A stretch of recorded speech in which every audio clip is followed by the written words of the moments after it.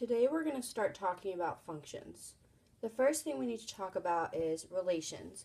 A relation is a set of ordered pairs that can be represented in many different ways. So it can be represented as ordered pairs where it's x comma y.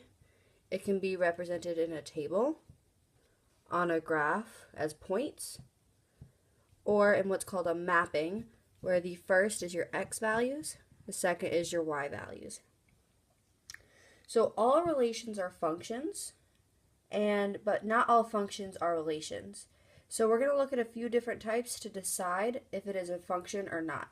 So the key thing here is functions are when x doesn't repeat.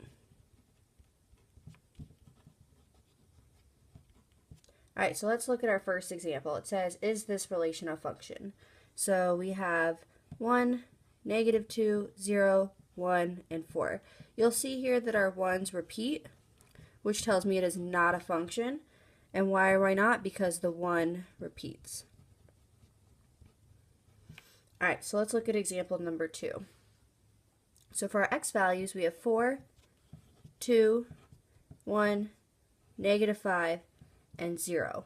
Those are all different numbers, so it is a function because x does not repeat. Alright, let's look at example number 3, a mapping. So again, those are my x values, those are my y values.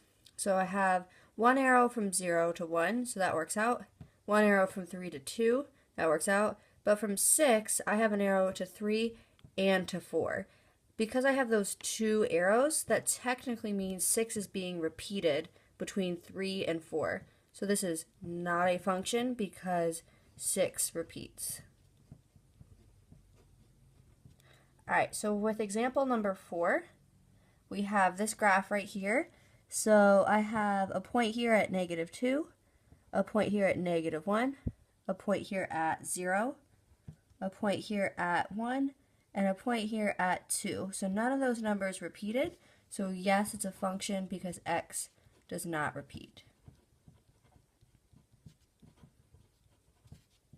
Alright, so the last thing we're going to talk about is only for graphs and only when there's lines or points.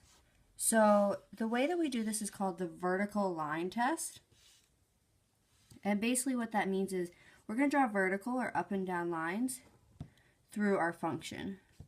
And then we want to mark where it crosses the function. So it crosses here, and this line crosses here and here.